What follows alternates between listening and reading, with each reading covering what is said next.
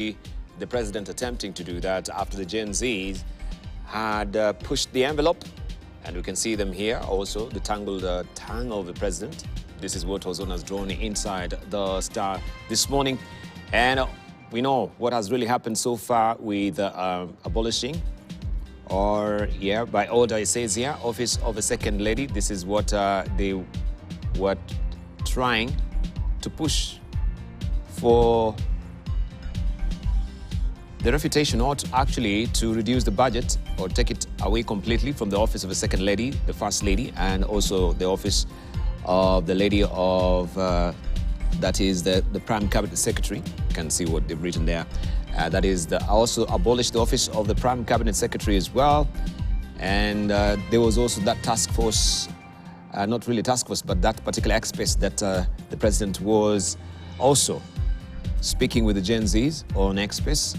And this is what we want to discuss this morning on the Law Society of Kenya and their position on the Presidential Task Force on forensic audit of public debt. Let's begin with this, then we shall go to the conflict of interest bill as well. And Honorable Makali, I just want you to maybe shed your light on this, first of all, because I know you sit in the Budget Committee at the National Assembly, and debt also is something that is marked up in the middle of your agenda as a committee.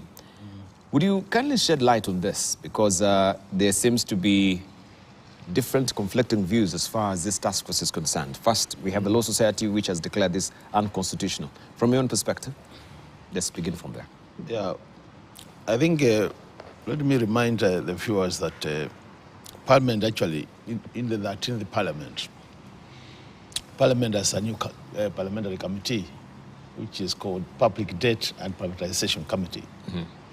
This is an oversight committee, which is one of the key responsibilities is to oversight public debt. Yes.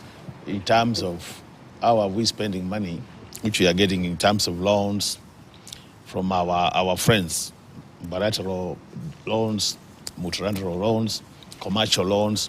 So that is the mandate of that committee. And I happen to be the vice chair of that committee. Mm-hmm. You know, people who associate me with the budget more because I've been there for long. Right. But we have a new committee. Yes. Yeah. So you're not in the budget anymore? I'm in the budget. Oh, but I'm also concurrently. Yeah, but I'm also the vice chair of that other committee.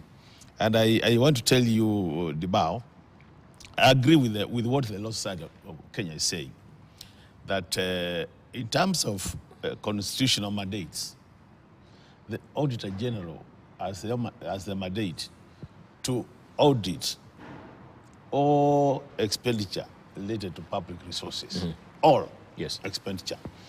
And when you look at our expenditure in terms of public debt, we are spending about 1.8 trillion in debt repayment and redemption, which means in reality, one of the key expenditure items which needs to be audited by the Auditor General and which should be a matter of priority for them is public debt. Mm-hmm. So on the basis of that, constitutionally, that office has the mandate. Mm. Now, in terms of professional requirement to audit the debt, in terms of what we call the forensic accountant, I don't think anybody else in this country has the qualification, has the training, has the experience required to audit public debt more than Auditor General. Which means other than the constitutional requirement, even in terms of staff, in terms of expertise, that office has what it takes to audit the debt. And what we have been doing for the last 2 years as a committee, we have been working very closely with that office, together with the control of budget, and together with the central bank, when we have been oversighting public debt. Yes. And up to now, if my memory serves me well, we have done about 9 reports relating to public debt in this country, which we have tabled in the House. As we are talking now, we have another 3 reports which are being prepared by the committee, which are now focused on specific loans.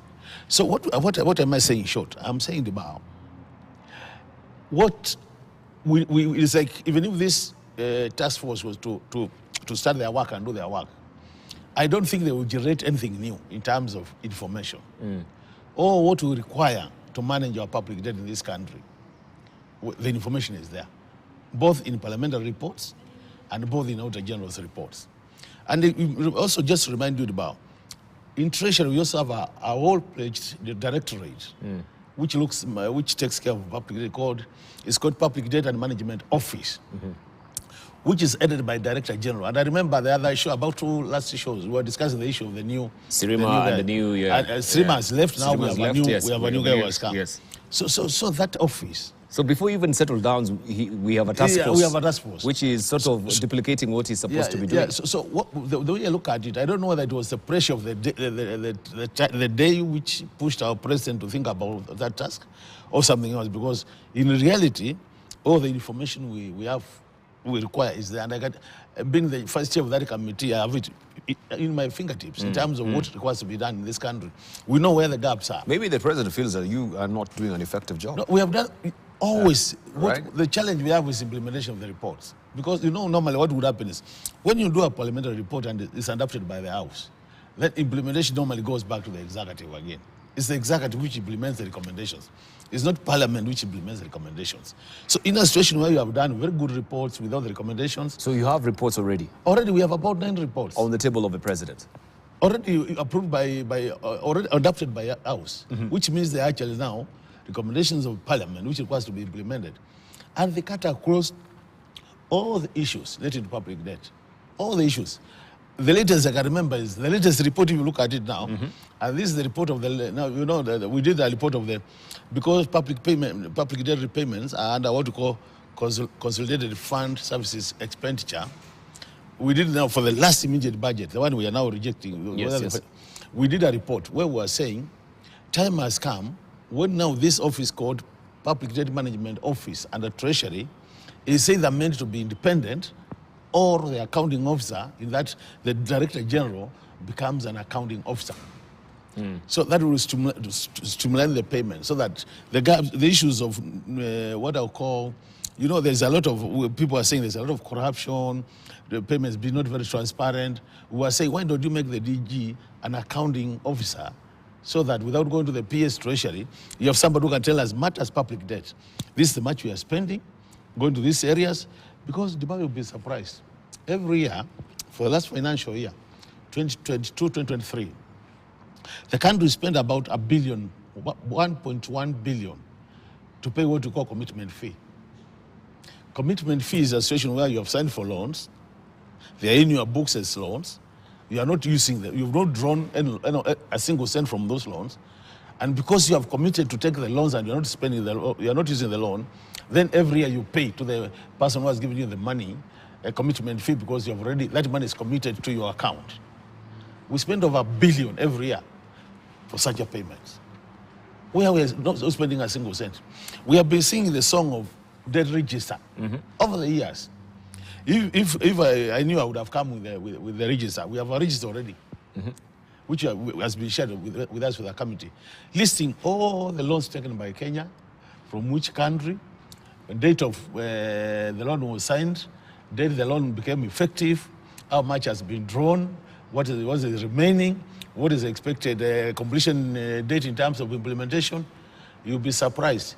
There are some loans we have signed for as a country, and we have spent more than 10 years without even drawing a single cent. And they're still in our books. Drawing a single cent, yet you're paying almost 1.5 billion commitment shillings fee as commitment. Every year. Why has it not been drawn? These are the issues now we are picking as a committee. So anytime we interact with the implementers, the MDS. For almost 10 good years, you've not drawn this loan. Not even a single cent. Not even a single cent. Some of the reasons being given. Why are we paying this commitment fee?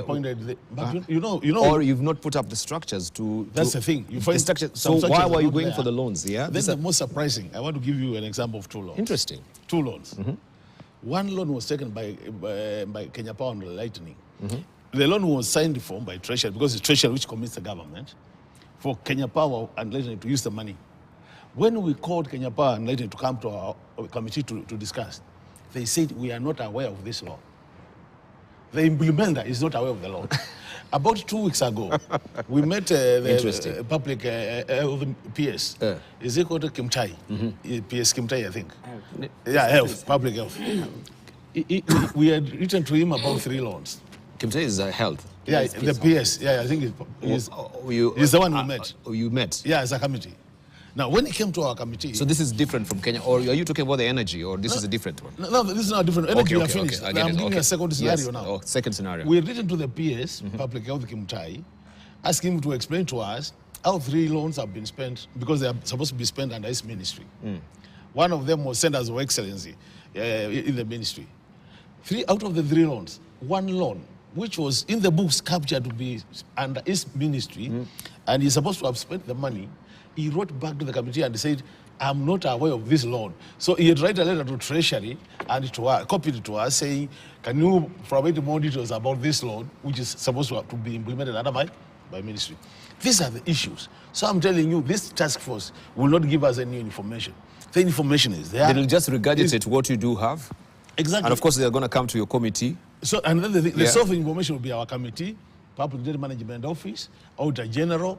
So why don't we allow the Auditor General to take up this matter? Because they have all what it takes to audit these loans. And it's not a matter of auditing. The loans are already audited. It's a matter of, can we implement what the Auditor General has been saying every year in, year out, matters public debt. If we implement that, we'll streamline our debt issues. That's basically the issue. Hillary. Dibal, earlier on, you was unfortunately unable to open the session because of Sorry about but I that. wouldn't go back there because I think it's now a matter of us having a conversation on the basic issues which are within the country. There's something in law called approbate and reprobate. You blow hot and cold. Why am I saying that? I'm saying that because I am a member of the Law Society of Kenya, an active member for that matter, because I'm a practitioner. And however much I would say we have received this letter, the justification, because having listened to my colleagues from the LSK and the president of the LSK. Could we maybe just listen to her, then you can execute it? Right, because I think we have that particular story. Very well. Yeah. Let's just listen to what she had to say. And then, of course, also Hillary Sige will weigh in afterwards. We have that particular story.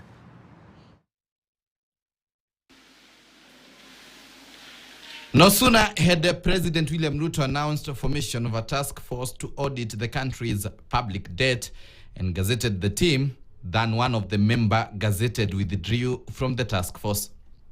In a Gazette notice Friday, President Ruto named Nancy Onyango as the chairperson, Louis Franchi as the vice chairperson. Others appointed included Philip Kaikai from Institute of Certified Public Accountants of Kenya, Institute of Engineers of Kenya President Shama Kiteme, LSK President Faith Odhiambo, and Vincent Kimosop. He also appointed Abraham Rugo and Aaron Thegea as joint secretaries.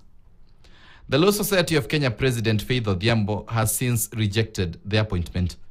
In a statement by LSK Secretary Florence Muturi, the LSK noted that the task force is unconstitutional, saying, and I quote, taking cognizance of the provisions of Article 229 of the Constitution and interpretation of said provisions by the court, it is our considered view that the said task force is unconstitutional. LSK pointed out the Auditor General is required by law to audit the public debt within 6 months after the end of each financial year. LSK further claims the Office on Public Debt Management, headed by the Director General at the Treasury and funded by public money, is required to provide details of public debt to the Auditor General for forensic audit. The President's move, seen as one that may now open a legal battle between the President's office and the legal body. LSK has further warned that the President should not usurp the Constitution by appointing people to perform duties that already lie within existing public offices. Questions have also emerged on the selection of the members to the task force, many asking if the President had informed those he picked of the plan to have the task force in place, and if Odhiambo and the rest were aware of their selection. Ruto mandated the team to scrutinize various aspects of the country's public debt and assess the alignment of loan servicing with the terms of the loans. Public debt is and continues to be a major point of engagement and conversation in Kenya. This audit will provide the people of Kenya with clarity on the extent and nature of our debt, how public resources have been expended, and will also recommend proposals for managing our public debt in a manner that is sustainable and does not burden future generations. The president had appointed the 4-member team to audit the country's public debt and release a report within 90 days. Daniel Karaoke, KTN News. Right, and that is where the bone of contention is as far as also the Constitution is concerned. Sergei. Thank you, Dibal, once again. I initially was saying that if we were to really be very objective in our conversation on this task force, which is one of the things I want us to prosecute now, the LSK is legally right to say, look, we have no interest in participating in this process. That is their provisions in law. And when they list the role of LSK under Section 4 and G, which of course I would love you to run the letter, that gives the mandate of LSK, that is a part of now what they are saying. Of course, they are giving Section 4, but in this particular one, under G, the public debt aspect, in the context of the mandate of the Office of the Auditor General. LSKs have said is legally right to say we are not interested. But then when we ask ourselves the question, what was the objective of this task force from the president?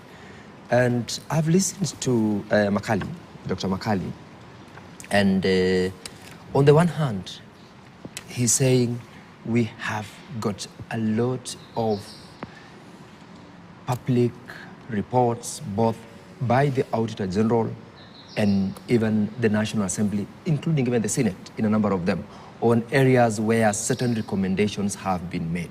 That one is agreed.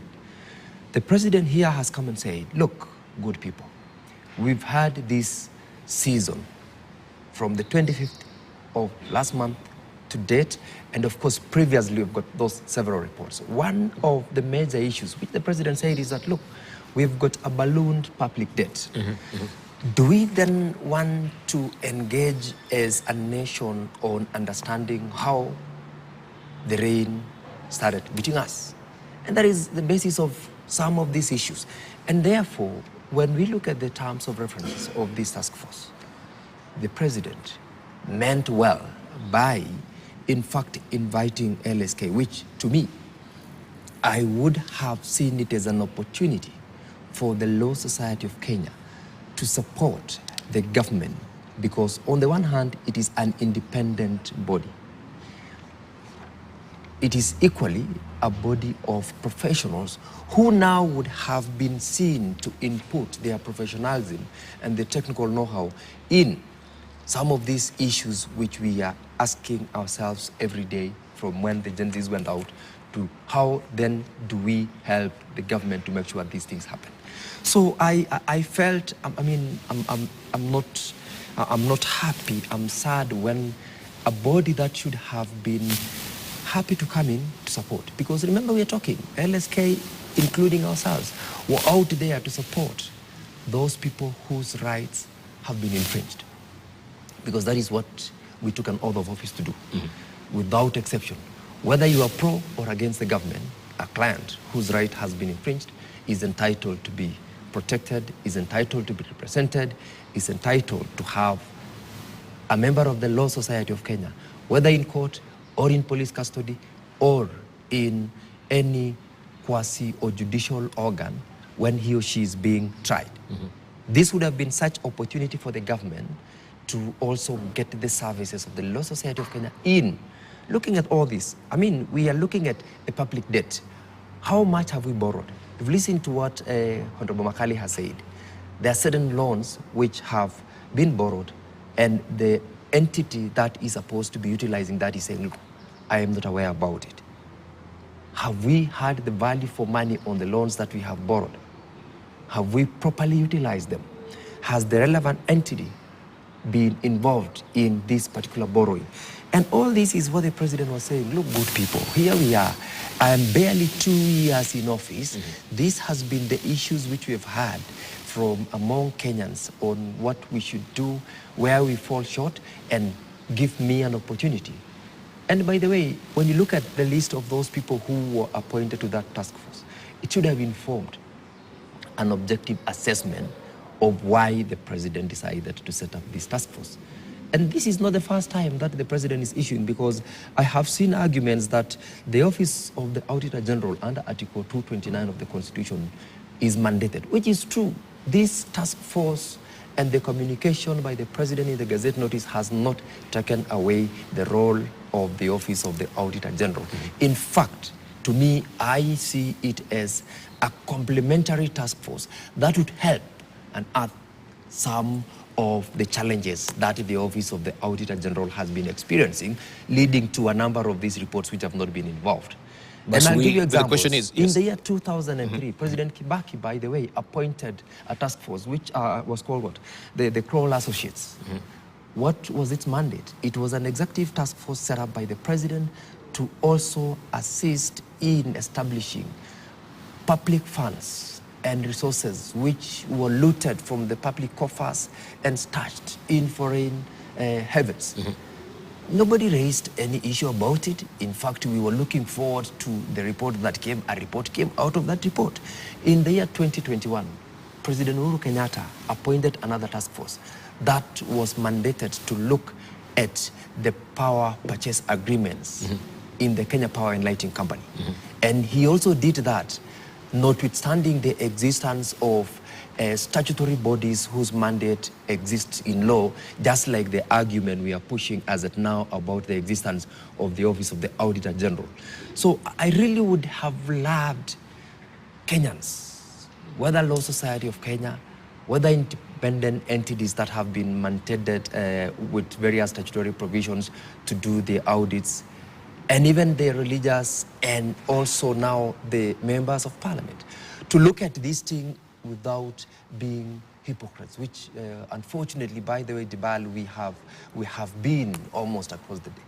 It's merely because you probably don't support, you were supporting the demos, and you don't support the effort by the government to resolve some of these issues, and therefore you see the negative bit of it. The unfortunate thing is just as you say it, I wanted just to mention, yes, we have the new office, or the new, of course, DG, who's taking over Aaron Sirima, Raphael Owino. Is barely even shaken into place as far as just occupying that office is concerned and learning the nitty-gritties around it. You mentioned this task force as a complementary task force. Why in this day and time, when we are actually trying to fix our economy, austerity measures, do we need a complementary task force? We've been just given and highlighted by the Vice Chair of the Public, how do you call it? Public Debt and Privatization Committee. Yeah. Public Debt and Privatization Committee, which is the Vice Chair, and their recommendations, which they have been tabled on the Office of the President, that has not been implemented unless even the committee itself. Unless the committee itself also recommended that we should be having a task force, well, which we do not really know in the first place. Not really that, eh? And the question that also is being raised is, we have the Auditor General. She's been doing a sterling job. She's not been highlighted and picked to be part of this particular committee. Then again, you advance, as you say, the Law Society of Kenya should also be on the side of what the president is trying to do, to try and, of course, realign our debts. They should be in support of that. But if it is unconstitutional and they stand in upholding the Constitution, why should they go full steam ahead and violate the Constitution himself, or be part of a violation of the Constitution? First, let me correct what you said. Honorable Makali did not say that all these reports have already been placed on the table of the president. Remember, it's not the presidency that is supposed to implement some of these reports. It is not. So you cannot therefore say the president has a report and recommendation instead of implementing. But why do we have these reports? No, just a moment. Let me try and tell you. Why then do we have this report? You said yes. Normally, what would happen, and the Honorable Sgay is quite aware of this, once a committee presents a report to the House, that's not the plenary, and the report is debated and adopted. Yes. then the next level is implementation of the recommendation of that report. What would happen? We have what we call implementation committee in the House also, which is supposed to take over that matter and follow up with the relevant departments in the executive. So that's now what normally happens. But let me just say this before. So it might not be on the the table of the president himself. It is in the executive, headed by the president. By the president. But let me say this, maybe giving them a benefit of doubt, because I don't think, I don't know, unless Gay confirms this, I don't know whether we have seen the terms of reference for this task force. Do we have the detailed terms of reference? Because maybe once we see that, is when we can say whether there are gaps which they are going to address, which may not be addressed by the AG. But what I wanted to say, Debao, in this country, we have a number of constitutional bodies and independent bodies. And I can tell you for sure, and SG will agree with me, while majority of these bodies have what we call trust deficit, it is only the Office of the Auditor General in this country who nobody has ever questioned their reports in terms of credibility, in terms of quality of the report, in terms of objectivity of the report. So this is one office in this country which enjoys almost 100% trust. Alongside of that, of control of budgets as well. No controller, at times there are issues which are raised with the controller.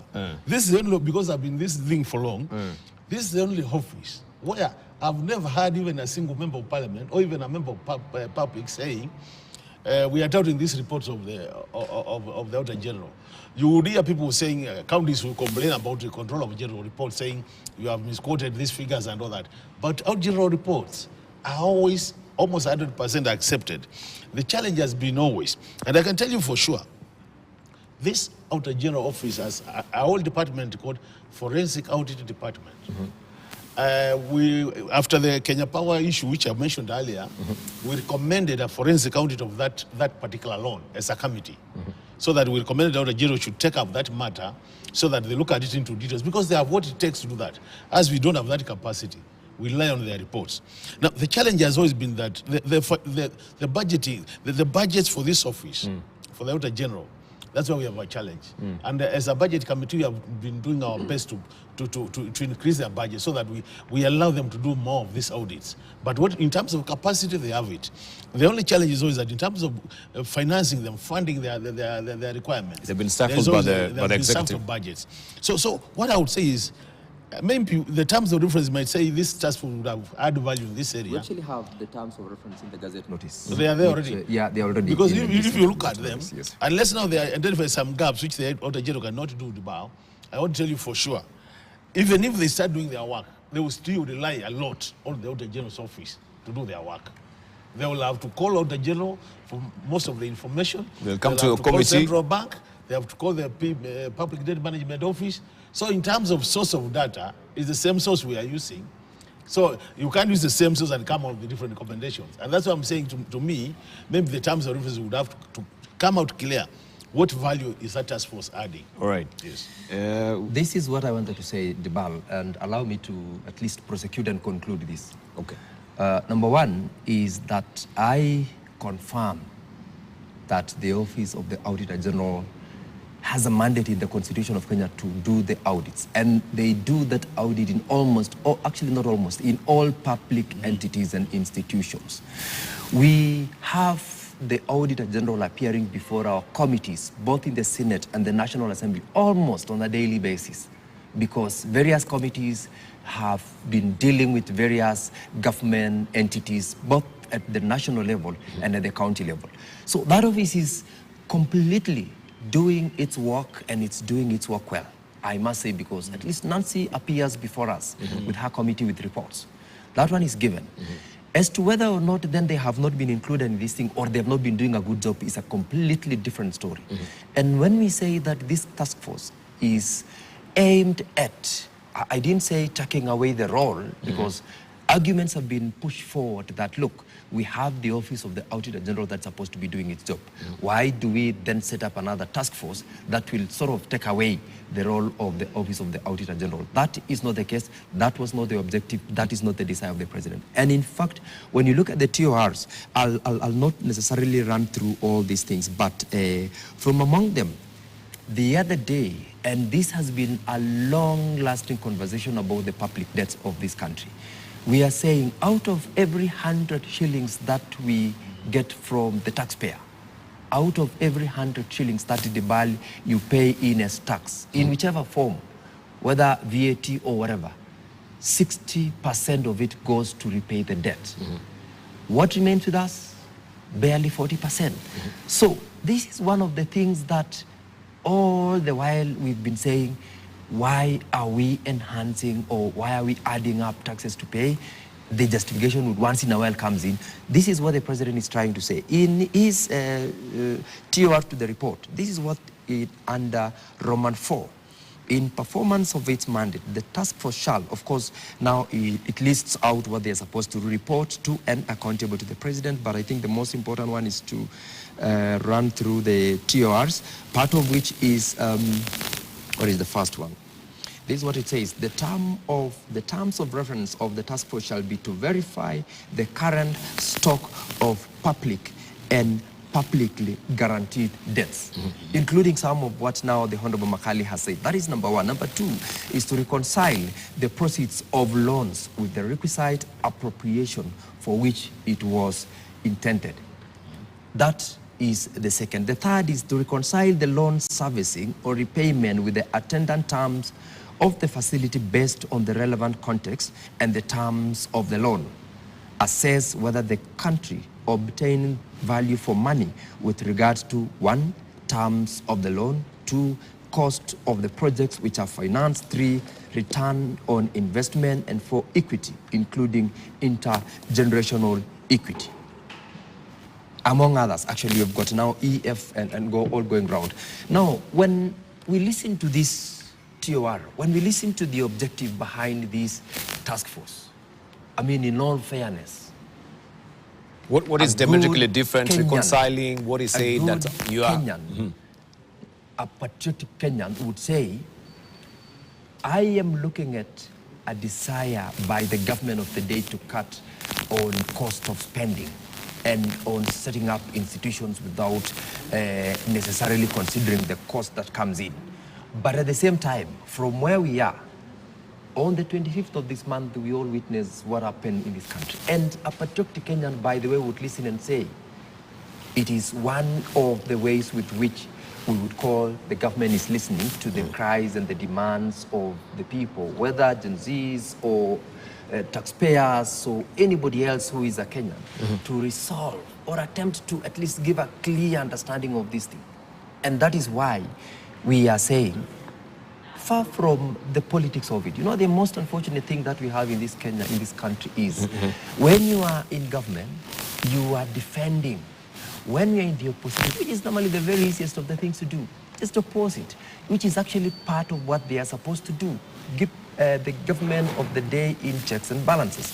I don't see any unconstitutionality in this particular task force, and I wish to ask Kenyans, especially those who've been put in there, because the main objective is, let us look at whether or not we are actually progressing in the context of the facilities that we've taken, the loans which, by the way, from your this assessment, government has let me try and button it. From your assessment, there is no duplication.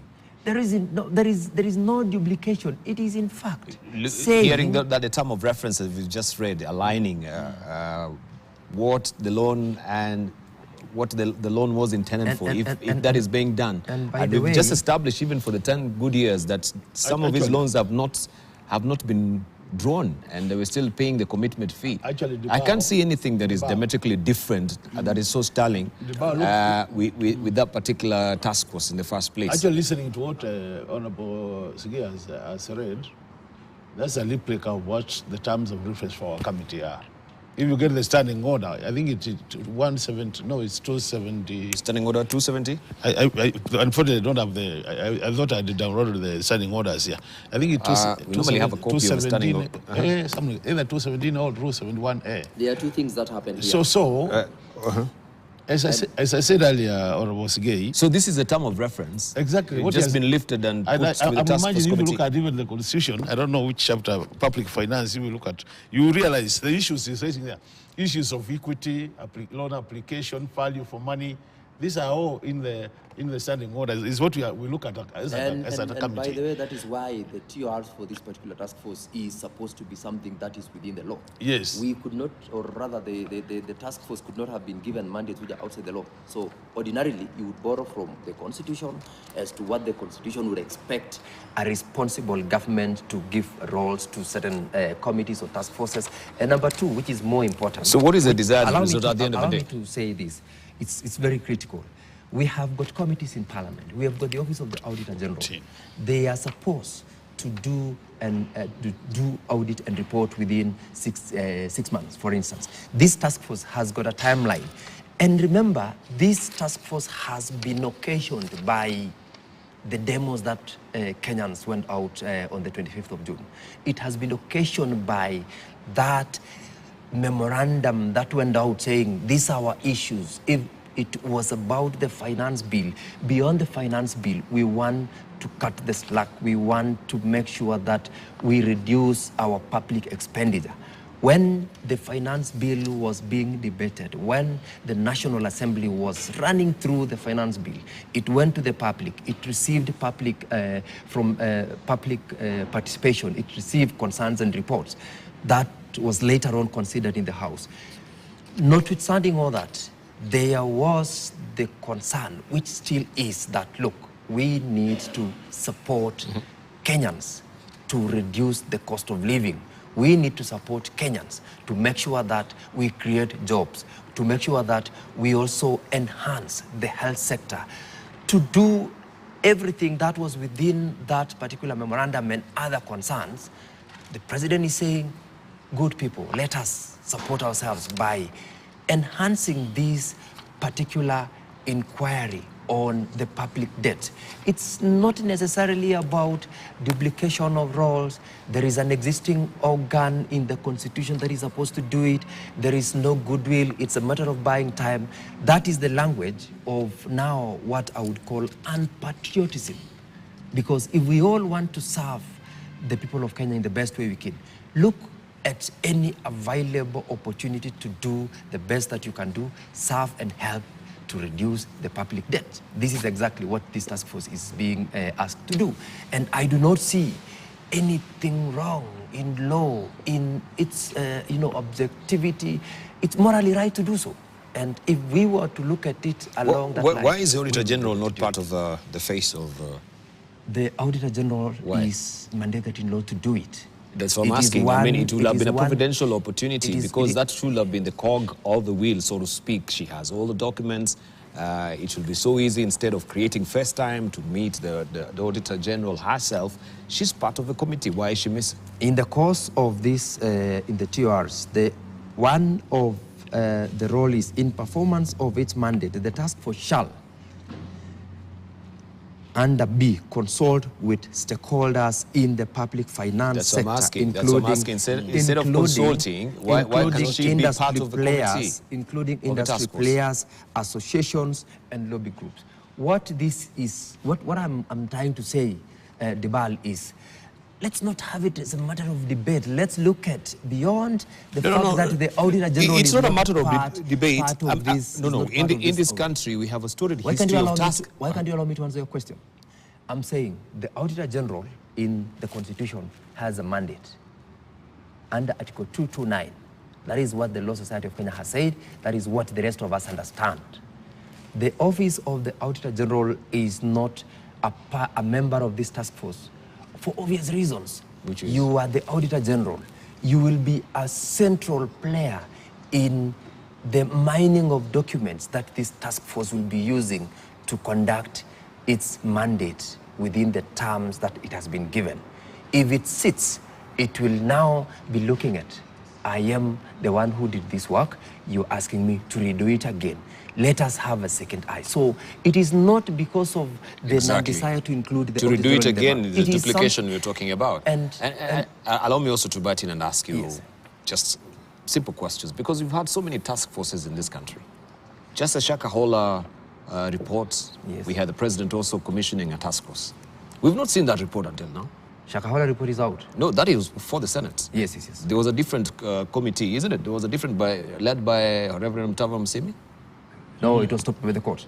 No, that was a different one. There was a different one. There was a different one. There was one which was stopped by the court, but there was a Reverend Mutava series. They have also done the report, by the way. They said they have already tabled their report. I have not seen that report. It's not been highlighted. These are the things we're talking about, right? We've had so many reports, the Abdi Kadir report, and I think that also was gaining dust for the last 10 good years.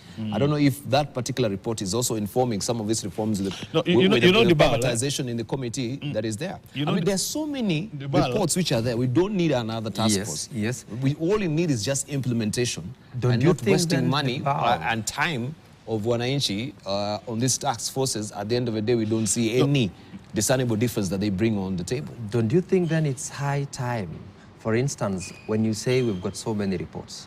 Because if we want to go back to history and run all the reports that have been there all over, through courts, through parliament, through presidential directives and whatever. It is true, we've had as many of those reports as possible. What good are they doing to this country? And therefore, as an objective Kenyan, don't you think then that whether those reports or those committees had specific mandates, of course they do, or rather they did have their specific mandates, reports were tabled, some implemented, some have not. Why do you want to assume then that this is one of those that will not be implemented, particularly in the context of because history will bear us down. Because history, I mean, one beaten twice shy. History will bear us down. That it has been formed Dibal. Let's give ourselves no, a benefit of doubt. Don't put your head in the sand. You always know these things at all. How this will be a magical one. I'm just putting the question across to you and say, why do you want to assume then that we will never change? Why? Do you think us as leaders because there's sufficient information on all this debt. Also you need to give Kenyans what I wanted to say is this. Allow me to say this, Honorable Sigei. I think it's something that we should also not ignore. Yes, Honorable Sigei. Let's not say we will forever remain the way we are. That we will be in bunke and doing nothing, talking and doing nothing, reports coming out and nothing is happening out of it. All right. Okay, Honorable, just a moment. Yes. Let me ask you. On this particular issue, even the legislators, because Honorable Bunyasi Sakwa was on this in the last. He was on this public debt there was a bill in the National Assembly. That's what I want to tell you. This task force, when you tell me that you have now a political, there is such an epiphany, or we've realized, oh my goodness, we need to sort it. There was an attempt by a legislator. He also has worked for the World Bank before. He came up with the public debt management bill that sought also to have an establishment of an authority that will address exactly what the task force is doing. Isn't that true? I'm asking, isn't that true? That is true. Yeah. There was a bill. The whole idea of the bill never saw the light of day. To come up with a debt management authority, as opposed to what we have as a directorate. Which was basically doing what I was saying earlier. Yes. Making issues of debt management independent from the National Treasury. That was the issue, to get an authority so that they have independence. But I just wanted, this is what I wanted to tell the Honorable Sigei. When you look at the Constitution Article 211, Treasury, and this now on a quarterly basis, is expected to submit reports to the House on a quarterly basis.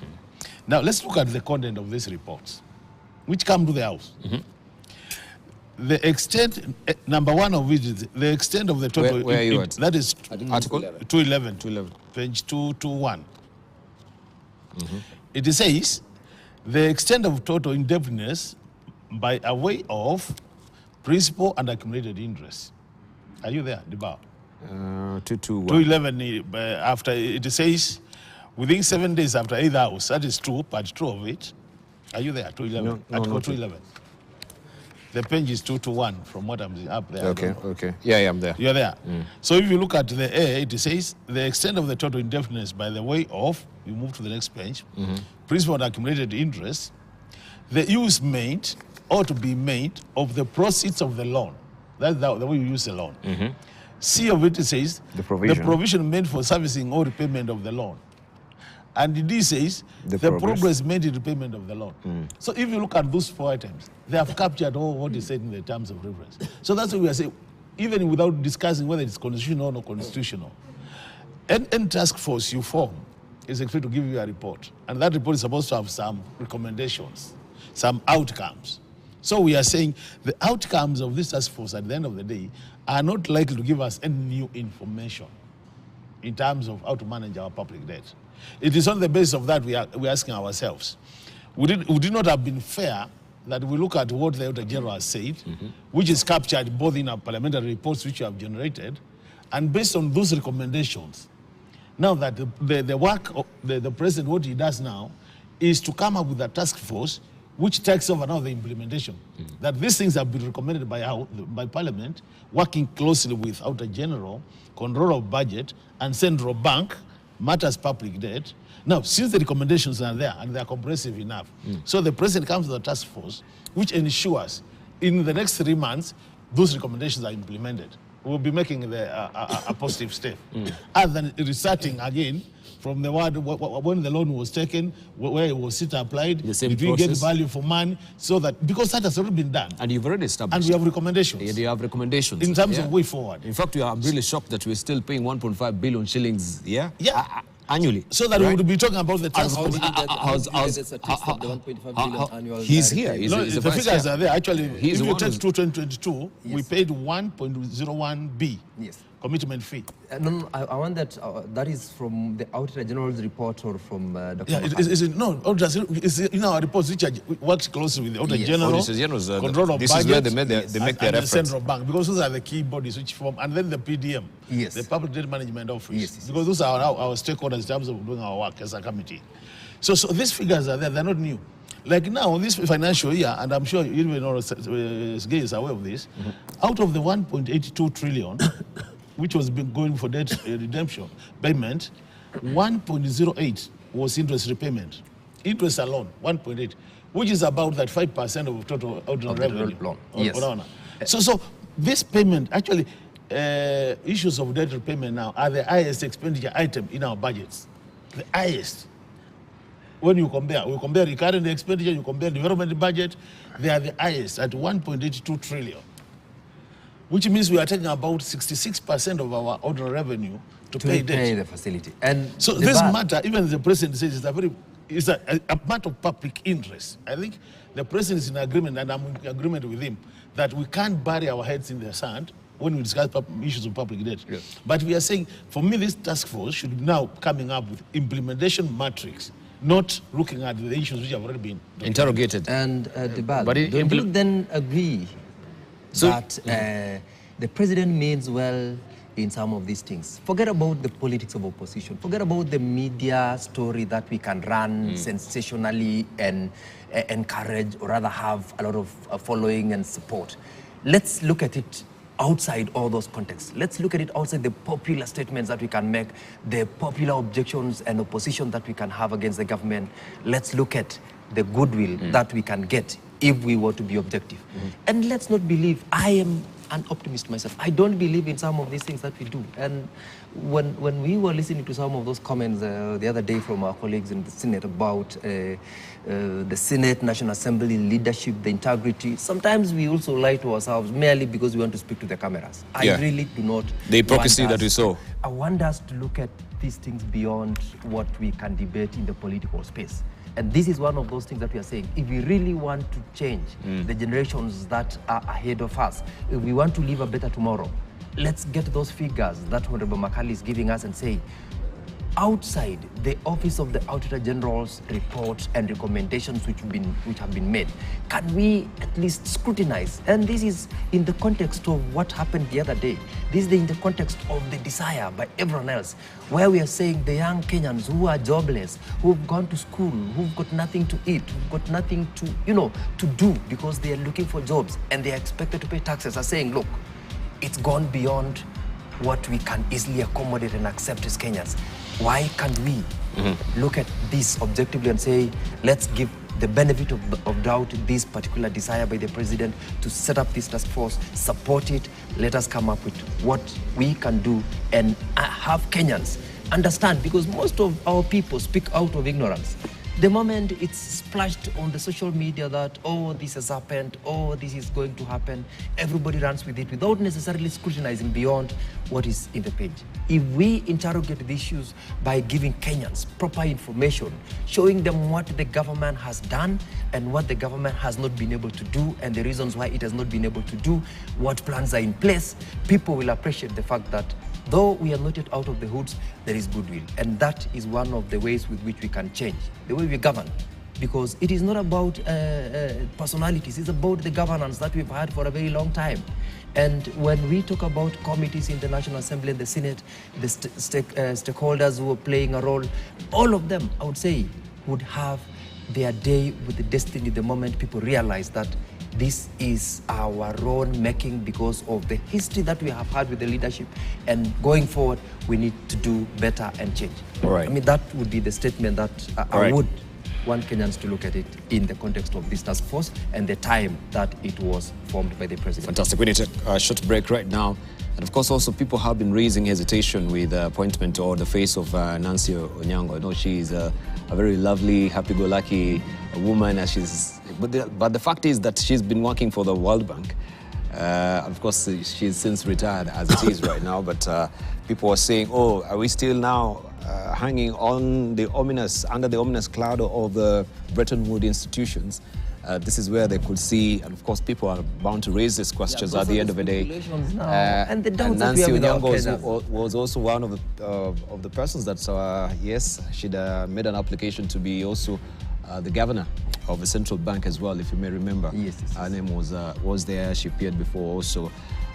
Before the panel, right, during that particular time as well. Now, she has a handy opportunity. We wait to see how this will pan out now that LSK has pulled out and declared this unconstitutional. I believe that LSK will probably reconsider. I hope they will reconsider their position, and if they will not, I'm hopeful that the task force will continue this Monday. Fantastic. Because I do not think it will really be hindered from performing its role. All right, when we circle back, we want to look now at the Conflict of Interest Bill 2023.